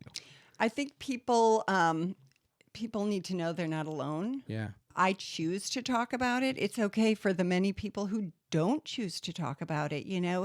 Our illnesses are very, very individualized as we are. Our recoveries are as individualized as we all are. Yeah. And our treatment plans, but. Yeah, I see that. My husband was getting so irritated with me. He did not understand addiction or alcoholism. For him, an alcoholic was someone in the gutter with a brown paper bag. Yeah. That's it. That cut and dry. That was what he knew an alcoholic to be. Although he had met my dad but that still didn't match who he married. And so when you asked about the support system, it took until 2000. And it was my sister's wedding, and I got really intoxicated at the groom's dinner. And we were in a hotel together. And that morning she said, "Karen, you seem to drink to excess a lot." And I said, "I know." And that was kind of a relief to have somebody call me on it. Nobody had directly called me on it ever. Although I felt my mom's irritation the next day if I had called her later at night. But she was also very much a codependent. So she didn't call me on it either, other than you sounded like you'd been drinking. And so I said, "I know." And Heidi said, "Oh my gosh, I thought you were going to get really mad at me," because that happens a lot. Like, "I am not an alcoholic. I am not an addict. I don't have a problem," because we're fighting it. We're fighting it. We don't want to be that. Why me? 3 siblings. We all had a 50% chance, a greater chance of becoming someone who abused a substance based on the statistics, having had a parent with an alcohol problem. I'm like, why me? Why am I the alcoholic? My sister's off here being a CEO. My brother's in Minnesota, raised his amazing family. And here I am, trying to be a reporter anchor and just drinking all the time, unable to stop. What is wrong with me?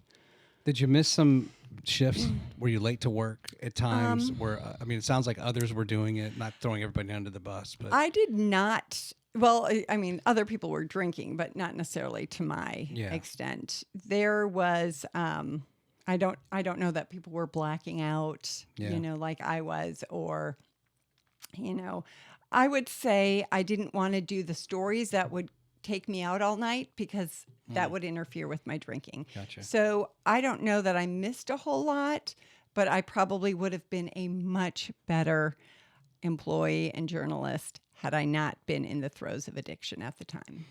Were you someone, so one thing, and look, it's not just alcoholism, right? I struggle with my weight and just trying to lose weight, just trying to get off Diet Coke. And I know that's not the same as alcohol, but there's all kinds of different addictions, right? And there's all kinds of, we're all kind of going through the same process and whatever it is to try to get off something. And it's hard. And like fast food, I grew up on fast food with my mother. My mother couldn't cook. And it wasn't until I got married, I didn't realize you could make food. That's everything real. was she couldn't cook. So everything was microwaved or we went out all the time. So it took years for me to get over the cravings of fast food. Years. So now I can't believe I don't even go. But it used to be like we had to have it because that was our drug, was fast food. But do you feel like you've been an overriding, having positive disposition, confidence in yourself, or there were certainly those moments where you're lashing out potentially, this is my dad's fault, this is genetic, whatever, I blame this, I blame that, yet somehow something kept you going to, continue on with life and to work and meet your husband and right? Talk through that. So I never lost hope. I never fully lost hope. Even after that situation at my sister's wedding, when she told me, "Hey, here's what I see," I said, "I'm going to go get help."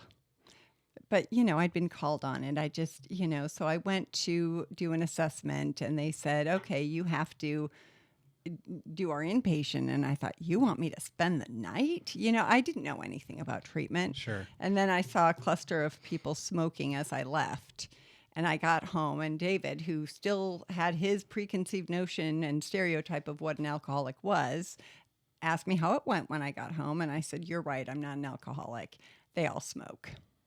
That was my differentiator. They smoke.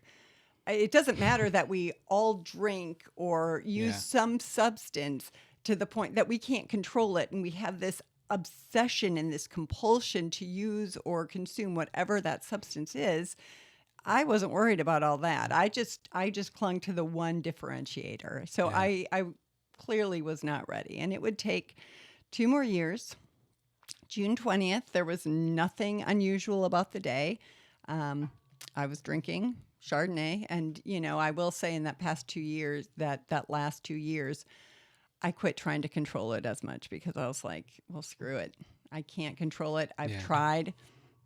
I'm just gonna, live my life, and it's just too hard to try and control it, And so the shame kept building, the self-loathing kept building, the relationships kept hurting and deteriorating, especially between my husband and me.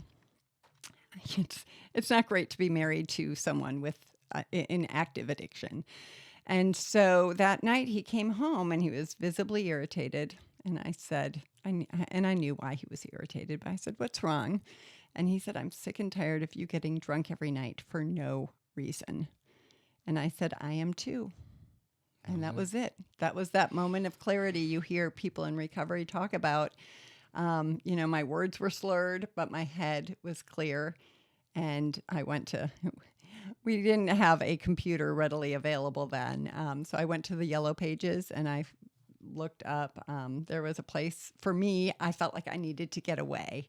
And I wound up at a place in Nashville, Tennessee.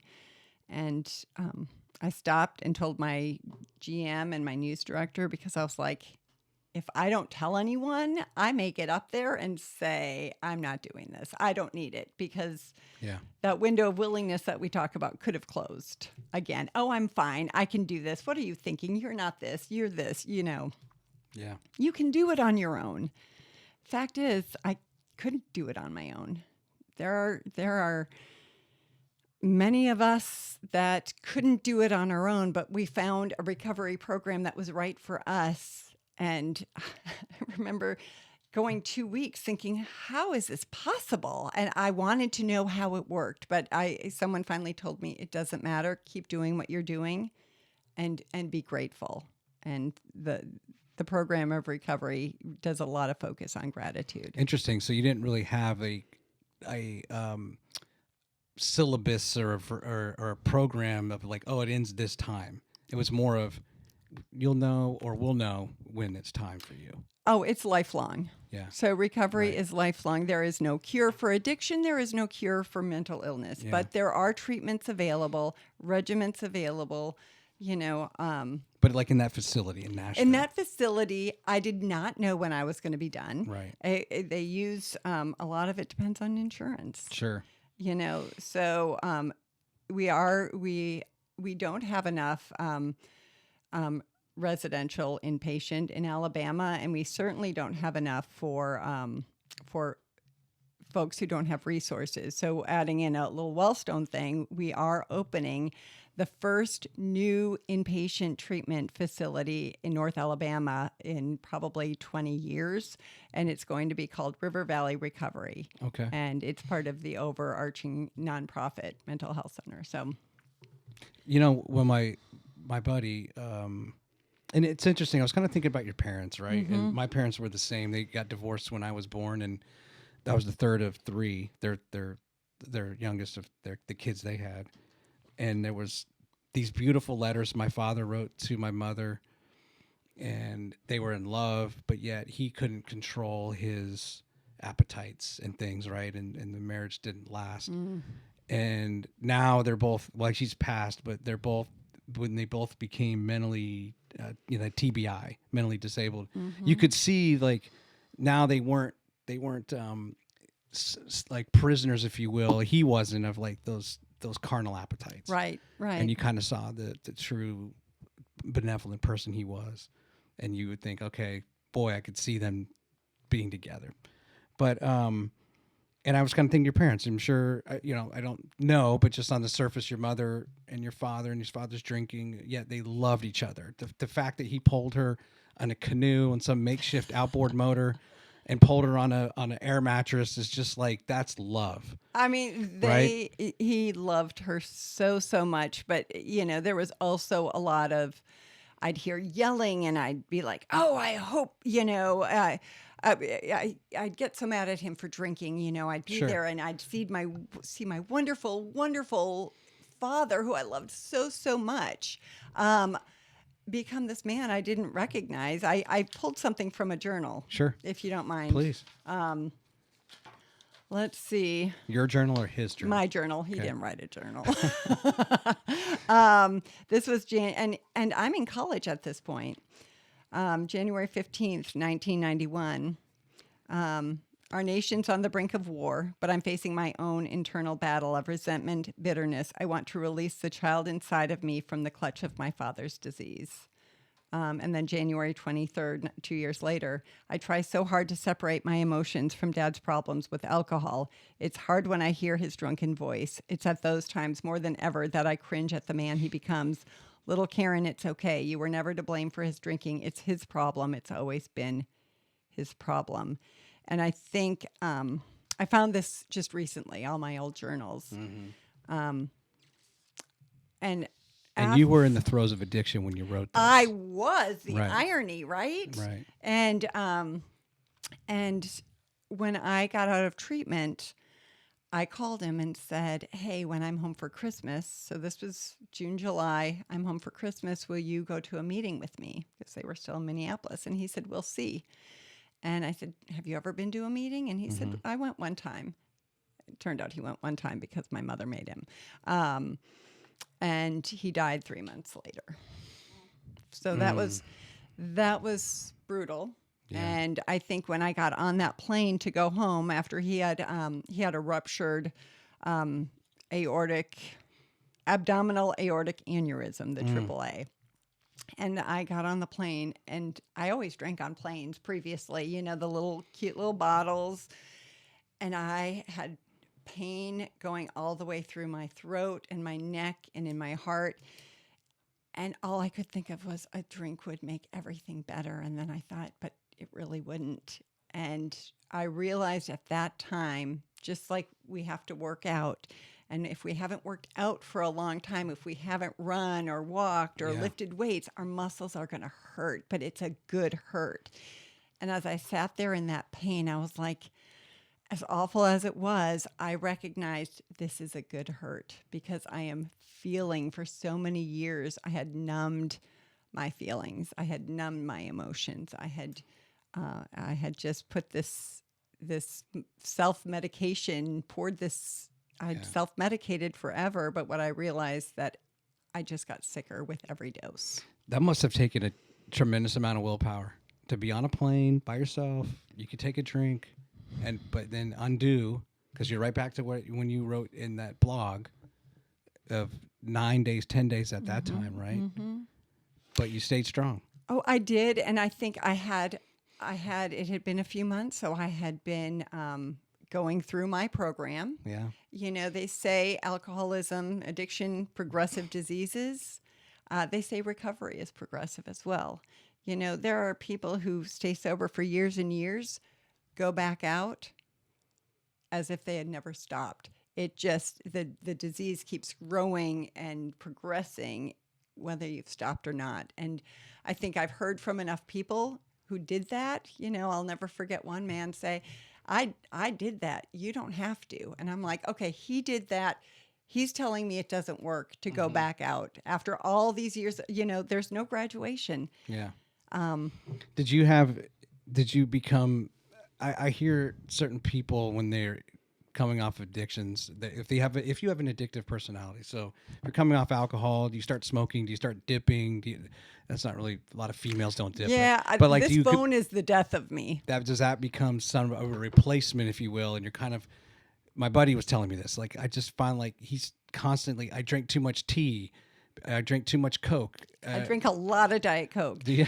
I don't know that I would classify it as an addiction, but I do drink a lot of Diet Coke. When I first got out, I always had to have a drink in my hand. Yeah. I would drink coffee 24/7. Okay, not 24/7, but you get the idea. I had a cup of coffee. I needed something because I was so used to having something in my hand, to drinking something. At restaurants, I would have a glass of water, a Diet Coke, and a glass of wine. And that was to control my drinking because I Yeah. wouldn't order another glass of wine till I drank my water and my Diet Coke. See, it's very, very complicated. Yeah, very smart. And it still didn't work. Yeah.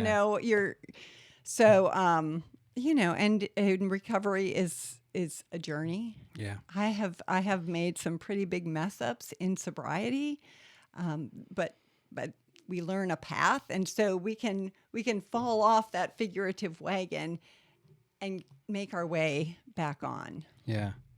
You know, I was thinking for you and David, your husband, how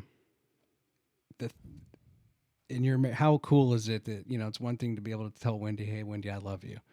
And now almost at the same level as the I am too. Those 3 words, the I am too, that is so uniquely special to your marriage, right? And that he was there in that pivotal moment. And even though it wasn't some night out, it was just the 2 of you. And how cool to kind of now be able to just, for the rest of us, just have a little piece of that. I am too. I am too. You know, it's that point where you get to that point and it's like, okay, I can't live like this anymore. Yeah. It's exhausting and it's awful and it is the truest cycle of insanity. I'm not going to drink. I drank. I drank. I'm not going to drink. I drank. And so you're like, I can't live this life anymore. But how on earth can I live without this substance that has been my crutch for me, it was for 15 years. Yeah. And that's where that hope comes in. And that's when you make, hopefully, that call for help. Well, let's do one last promo commercial for the Beacon of Hope. Okay. That's coming on May 18th. So let's just pretend that this is going to be cut as a commercial. Okay. 30-second commercial. Remind our viewers as we conclude here about the Beacon of Hope and how they can get involved and learn more. Yeah, please consider attending, sponsoring, joining us for the annual Beacon of Hope. It'll be May 18th at the Jackson Center. Social hour registration, 5 o'clock, dinner and program at 6 o'clock. We'll give you updates about what we're doing at Wellstone, and Lauren Sisler will deliver an amazing keynote address. She will be talking about her own experiences with history in her family, losing both parents to overdose within hours of each other when she was a freshman in college. This is an evening where we can all get together and we can be honest and open and really become vulnerable and shine a light on mental health and mental illness and addiction and truly serve as beacons of hope for this community. Tickets are available at go.wellstone.com/BOH23. And Troy also knows how to get in touch with me. That's right. But it should be a great event, very meaningful, and really supporting an amazing organization. Well, Karen, thank you for coming on, sharing your story, and certainly providing a lot more detail around Wellstone and your involvement there and the other people that help you. It's inspiring. I hope that people like me, when we move here, we want to get involved and we want to be excited about what's going on and making a difference. And it's nice to learn yet about another organization that's doing amazing things and how that ties into other stories that we've told on this program and how everybody's just doing the best they can to look out for one another. Thank you. So thank you. Thank you so much for your interest and this fabulous experience. All right. Well, have a good one. We'll see you on the 18th, and Yes. then we'll do a follow-up episode afterwards. Fantastic. Take care. Thanks.